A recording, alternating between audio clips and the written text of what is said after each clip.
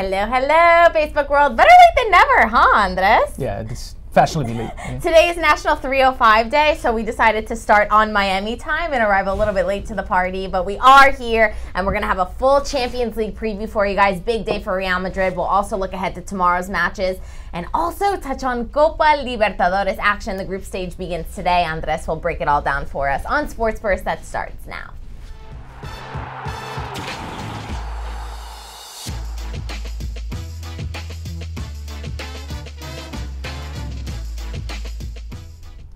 So obviously the match that we all have our eyes on today is Real Madrid taking on Ajax. They picked up 2 Clásico losses last week. We've all heard about it. We've all talked about it endlessly. But today their season may essentially be on the line. They're out of the Copa del Rey. La Liga is very difficult for them to win at this point. And the Champions League is where they perform. Yes. First of all, welcome back, because I hadn't seen you since you got back from Madrid. Yes. Gabby was covering the Clásico, the conveyor belt of Clásicos in the Spanish capital, and you killed it. Great job. Thank you very much. Nice to have you back. Yes. Secondly, it's Real Madrid, it's the Champions League. If there's any club that can lift themselves out of a tough situation when the Champions League anthem rings out, it's Real Madrid, who have done it almost against the odds. I mean, they finished 3rd last season. They won a 3rd consecutive Champions League. So you never sort of bet against them, less so when they have the advantage from 2-1 away in the first leg.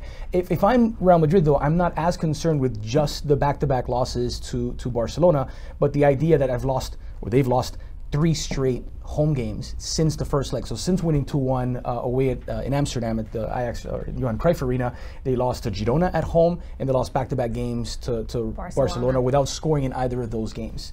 So while they have sort of the weight of history in their favor, there are some causes for concern, and that is the lack of goal scoring. Karim Benzema's had a very, very good season. He's picked up the slack where other players haven't. And in fact, it was really interesting to listen to Luka Modric after the second Clásico defeat, where he basically called out, didn't do it by name, but you can read between the lines, when he said we had 2 or 3 players. We knew we could not make up the 50 goals that Cristiano Ronaldo gives you, but we were counting on a couple of players to improve their goal scoring numbers. And I think with the exception of Benzema, no one has. And I thought that singled out Gareth Bale. Maybe Asensio plays a part there as well. Mariano Diaz, who was brought in and he was cut from the matchday squad for that second Clásico. Correct. Without having a second center forward they can count on.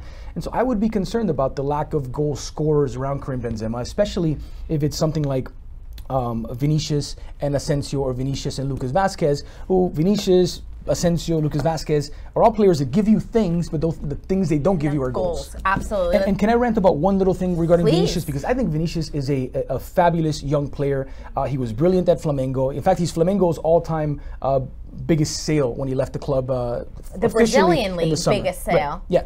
Was something like second only to Neymar. 61 or 62 million, something along those lines. But I keep hearing from people, well, Vinicius is great. The only thing missing is goals. That's a pretty big thing missing from a striker, from an attacking player. And so before we dub him the next Ronaldinho, let's see if he does develop a goal-scoring fortitude, which isn't there, and it's not something that just sort of like magically comes to you. Absolutely. And we do have to give him time, because he is just 18 years old. So sure. I just don't want to hear that the only thing missing is the goals when he's an attacking player and he's meant to score. Right. Yeah, exactly. Franklin Borja saying, bye, Madrid season is over today. Wow. So you're predicting an Ajax win. Mario Perez, Madrid is in crisis. Dre's favorite word. Thank you so much for bringing it up. Yeah. No matter today's result versus Ajax, it's a crisis born of Florentino Perez's arrogance in refusing to refresh and rearm his championship squad following the departure of their talisman, Cristiano Ronaldo. That was beautifully put, Mario, and I think a lot of Madridistas agree with that exact statement. Well, look at what they did to replace they wanted a center forward at the start of the season. There were a lot of names thrown around,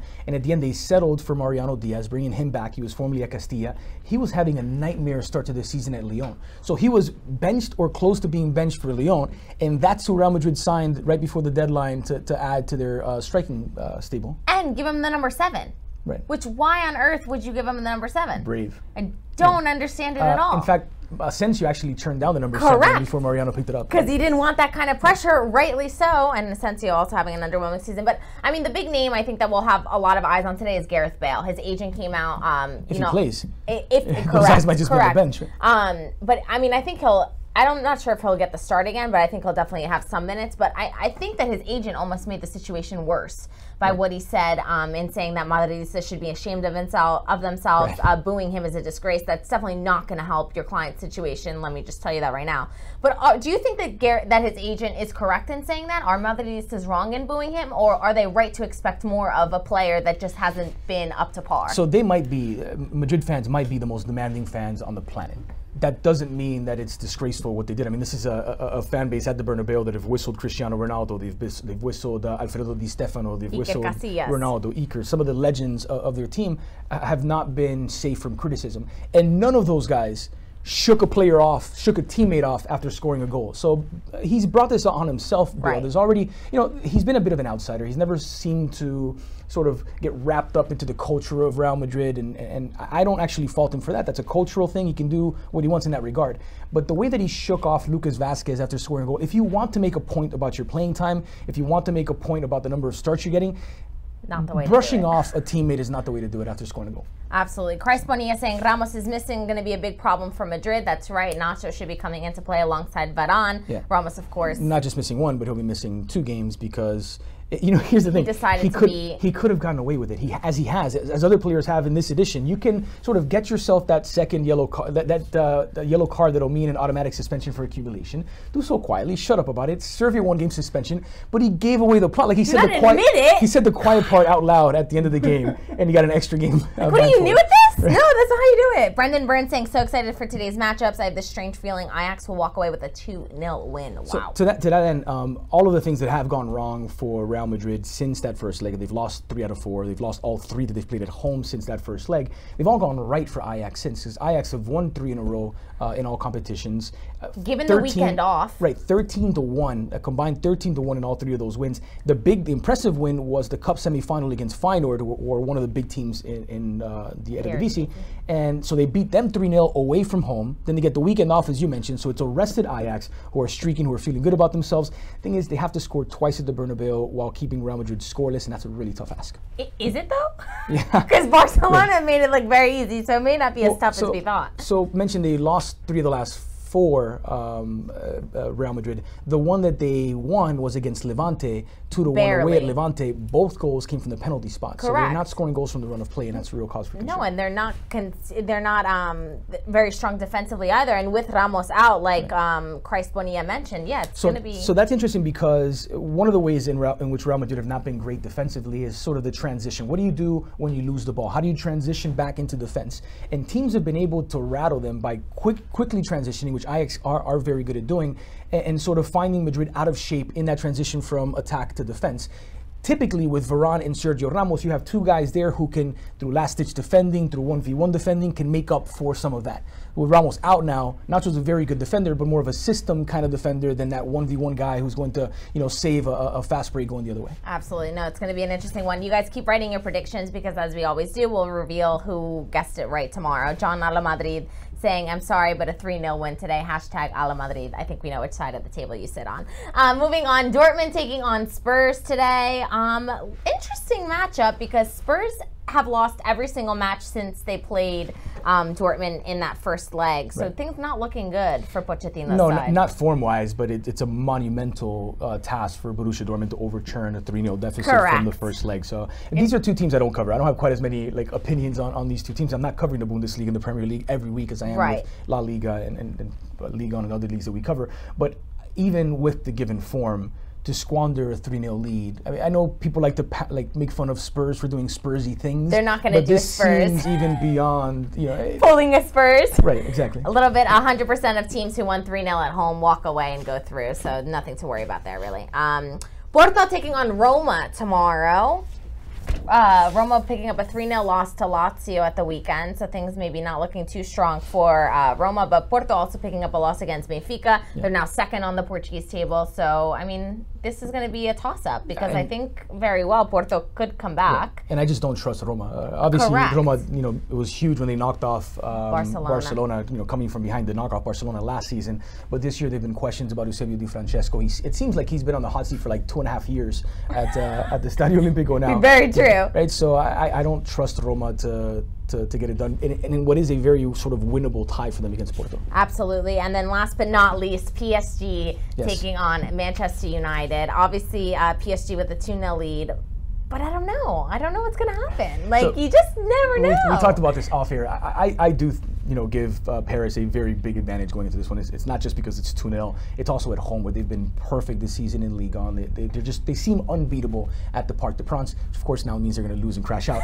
But we talked about this, prior to going on air, while we're getting some audio issues sorted out, that the feeling you get with Real Madrid is that no matter what's happening, the Champions League anthem comes on and they'll rise to the occasion. Turn on. The feeling you get with Paris is that no matter how good things are going, the Champions League anthem comes on and they wet the bed. And so I'm not as confident as I would be normally, because I think there's a confidence thing. There's a psychological thing where they might be a little bit rattled when things start to not go their way in the Champions League as a result of years crashing out against Barcelona and Chelsea. And then, of course, the big one was the one where they win 4-0 in the first leg and they lose 6-1 in the second to crash out. Hashtag never forget. Right, so if they can put that out of their mind, that's one thing. But if things start to go wrong in the course of a match, and all of a sudden you start to feel like, oh, here we go again, they could collapse. Absolutely. But this is Manchester United side. The average age of the squad that Ole Gunnar Solskjaer is bringing is 22 years old. They have 8 academy players in the squad, 10 first-team players not available for this one. So I don't know if that's a good thing or like a bad thing. It may be a good thing because you have these young kids who now are going to the Parc des Princes. They have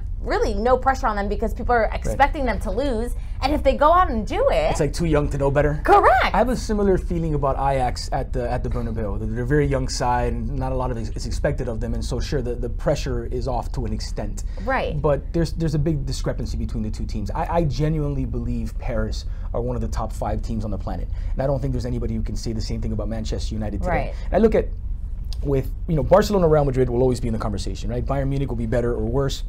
Then there's like maybe room for 2 more teams in the elite level, and I think Paris qualify right now. And all the jokes about, it's a farmers league and they don't play anyone the rest of the season, I don't think that's true when you look at how Lyon played against Manchester City this year, and when you look at how this team from the farmers league supposedly just completely dominated Manchester United in that first leg to a 2-0 win. And it was a little bit poetic that United seemed to be having some success going after Presnel Kimpembe in that first leg. And of course, it was Kimpembe who then breaks the deadlock, takes all of the pressure off of his team. And I just think Paris are flying right now. No, absolutely. And everyone in our comment section seems to agree. Brendan Burns saying PSG are winning the Champions League this year. Wow. Yeah, major. Andrew Contura, I hope Paris wins the UCL so Madrid can have an easier time getting Neymar or Mbappe. Preferably Mbappe. I think Madridistas would agree. Brendan Burns predicting a 4-0 win for PSG tomorrow. Mbappe hat-trick, 6-0 aggregate. Wow. In the absence of Cavani and Neymar, Mbappe has been sort of the go-to guy for goals, but there's been something Cavani-esque about Mbappe of late, where he's going to score, and he's been scoring at a ridiculous clip. I think he's level with Messi or thereabouts with Lionel Messi for the Golden Boot at the moment. But you know how Cavani can be a frustrating striker in that he'll get 7 chances in one game to score 1? There's been a bit of Mbappe in that as well, where he'll mess up 4 or 5 good chances and then end up scoring anyway. Right. And Jesse Galan saying Di Maria is also on fire, which you're absolutely not right. John Torres up there saying PSG goal by Di Maria. So a lot of Di Maria love. He was their best player in that first leg. He played like he had a point to prove at Old Trafford, and he didn't score, but yeah, exactly, he made the point. We never forget that beer moment.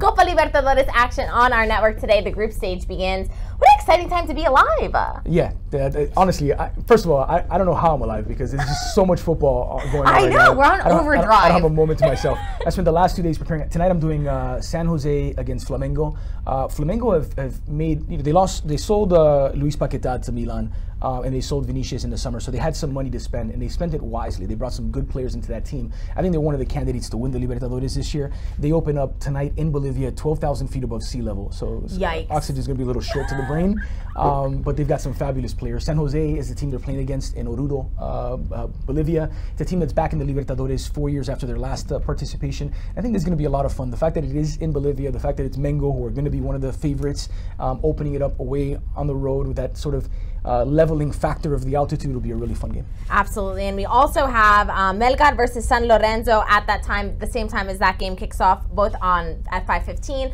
One's on the Spanish channel, one's on the English channel. And then Boca on the network tonight, the team who made it to the championship game. Right. We all know what happened there.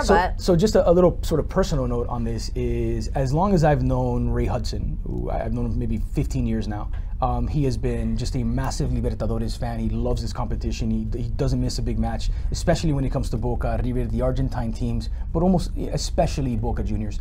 tonight, Ray Hudson is calling a Boca Juniors Libertadores match. With Phil. Yeah, exactly. Phil Shane and Ray Hudson will be on the call for that. And I'm just going to be, whatever happens in the game, whatever happens in the football, I'm going to be grinning from ear to ear from the moment that kicks off. It's just going to sound right to me to hear Phil and Ray calling Boca in the Libertadores. And that game kicks off at 7:30, so you will not want to miss it. We also have Tolima versus Atlético Paranaense with Kevin and Eric on that one on the English side. But the Boca game is going to be on the Spanish network, but if you just hit your SAP button, you'll hear Phil and Ray. So we're trying to get all of these matches out to you guys at the time that they're airing, not on delay or anything. 3 tonight, right? Back to back Libertadores. It's an absolute packed evening that so don't get up from your couch. We have Ligue 1, I think, as well. Bordeaux playing Montpellier. Yeah, it's nonsense. Wilfredo Fredo Figueroa saying, my son is a Dortmund fan. I'm a Madrid fan. Someone is going to cry, hopefully not me. How did that happen? What did you do wrong? Yeah, exactly. Can you please comment again and say exactly how your son became a Dortmund fan? Eliana It's probably Pulisic, right? It's got to be a Pulisic. I think so. I think, yeah. Can you please confirm? Is he going to be a Chelsea fan next? Wilfredo, please confirm. Or is it not? Chelsea.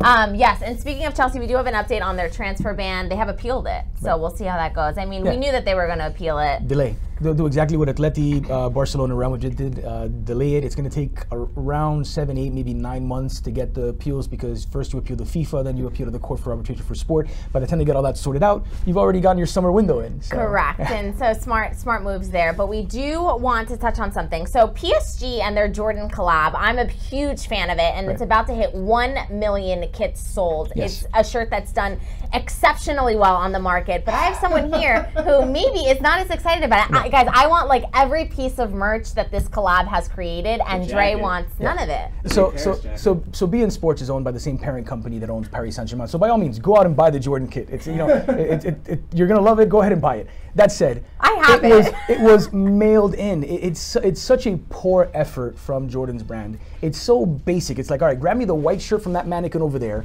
Grab me the black shirt from that mannequin over there. Slap an Air Jordan logo on it, and it'll sell like hotcakes, and it has. It did. But I think it was, like, design-wise, it was lazy. There's nothing clever about it. There's nothing tying it to Paris. There's nothing really interesting about it other than it's Jordan brand. And I feel like we've become obsessed with logos, and that shirt in particular, the whole collaboration to me is everything that's wrong with streetwear at the moment. They took what bootleggers were doing, which is just take a white shirt and slap like a Gucci promo logo on it, and they've officialized it. Like now the big brands are selling you that same thing, and it's garbage. It's an official product. But it's what we want. Yeah, we want a black and white Jordan kit that's PSG. All I'm saying is save you from yourself, because it's not particularly clever. What was the last big shirt that really caught fire? It was Nigeria's kit for the World Cup, and it was gorgeous, and it was interesting, and there was culture behind it. This Jordan shirt does nothing for me. I understand. I mean, I know maybe it's not quite Nigeria's like style wise. It doesn't have that big impact, but I think it's just so clean cut, the black and the cream. And you do like the jacket one. So there's like a jacket. It's almost like this kind of material. It's like a sport jacket with a huge PSG logo on the back. So it is very nice. Congratulations to PSG for doing so well on that collab. Yeah, and I will, and I probably already have and won't confirm or deny. Be sure to tune into Copa Libertadores action all afternoon long. You won't want to miss a minute of it. And that's all we have for Sports Burst. We'll see you guys tomorrow. Sorry for being late.